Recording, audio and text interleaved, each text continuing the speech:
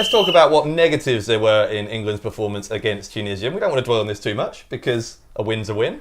But as we were talking about with the positives, in the second half, the pace definitely did drop a little bit. Now, one of the things that you heard the commentator saying, it's been very hot in Volgograd today, Yep. And maybe it was, there was a bit of fatigue setting in. I'm sceptical about that reason because we saw this in both the warm-up games. We see it with England all the time. The danger, the worry was, and the reason it was such a relief in many ways that when we scored the winner was that it was very Englandy for parts of the second half in terms of the speed of the game. Then again, if you're trying to play a high-press, high-tempo game, I think the temperatures it's going to affect that. So I don't buy that. So, but they needed to relax for a period.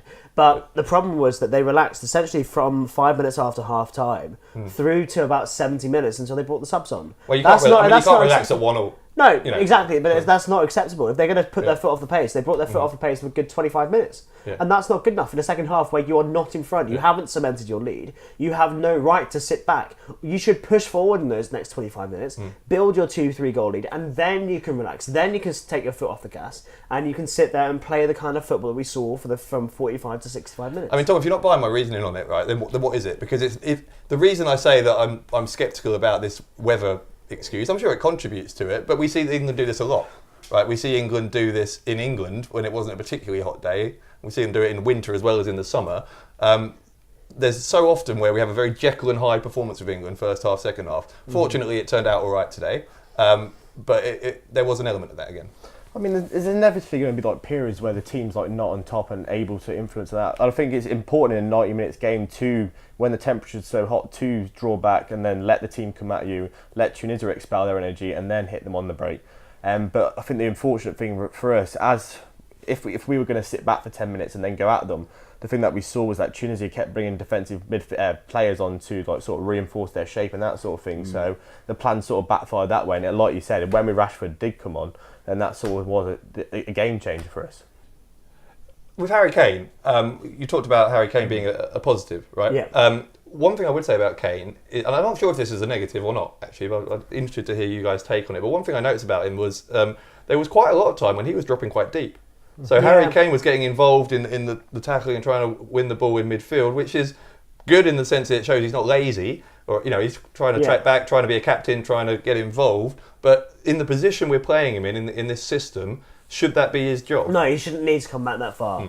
That job should be being done by Henderson. That job should be being done by Lingard, by the other players over there in that centre midfield, by Dele Alli. They should be the ones who are going into that midfield gap and stretching, taking hold of the play, and then expanding further forward. The problem is when Kane comes back, it means that Dele Alli or Lingard replaces him in that kind of forward hole. And then you don't have that same physical presence. Neither of them can compete in the air like Kane can. Neither of them have the kind of aura amongst the defenders that Kane has a spell over them. So Kane coming back, yes, it solves one problem in that it's able to give a stable midfield base to go forward, which Henderson can't provide because he's too far back. But it doesn't allow that platform for England to expand going further forward because there's no focal point for them to try and hit up next to 10, 15 yards further forward. It's not like that we're playing like the England of old where we're playing a 4-4-2 rigid system where we're just pumping up to the Emil Heskey and he's nodding it down. I think in modern football, the forward line is a lot more interchangeable. So for Kane to drop back and do a bit more of the running, a bit more of the graft, it gives him a chance to do those sort of late runs into the box where he can get onto, rather than if he's just static up top, then he's just got players surrounding him. It's very hard for him to escape. That is true. But when Kane dropped back, we weren't creating things. We weren't being able to turn that from that kind of 2/3 space into that final third in the kind of pace that was delivered in the first half. And that first half, Kane dropped back very rarely. And then in the second half, when he started to come back more, we kind of drew ourselves together a bit and became a bit more solidified and not that free-flowing football that we saw in the first half. Well, I think. Just quickly, we're going to run out of time on the segment in a second, but what about Southgate's performance tactically? Do you think, first of all, was it the right system to be playing from the get-go? Not the back five. We'll take as a given that we're playing a back three and wing backs, but in terms of having the one central midfielder and then the three behind Kane, like we see how we seem to set up today, was that the right decision? And then when things didn't quite go our way in the middle of the game, were we quick enough to make subs? Could we have changed the shape? What do you think of how Southgate managed the game?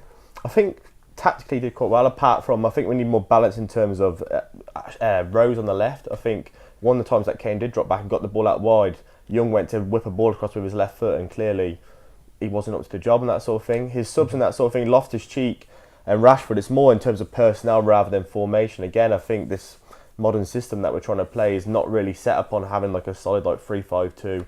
It's more players just dropping in and there. Mm-hmm. What do you think, Dugan? How was Southgate? How do you rate his performance? Give me a score out of 10. I think it was generally fine, like 7 or 7.5 out of 10. I think he could have impressed on the players more for like towards the start of the second half or later towards the first of what they should be doing. I think that we should have taken more chances, and I think that comes down to a training element of, like, for example, Sterling, for example. If Sterling can't, we're going to talk about this in a second, but if those chances go you miss, then there's something to be said about how they're being managed in the training setup going forward. But I think generally formation was fine. I think that the impact subs he brought on were the right ones. There's not much that he did wrong in that game, I don't think. All right, well, let's stop talking about the system. Up next, we're going to talk about individual players who we think needs to stay and needs to go in terms of personnel.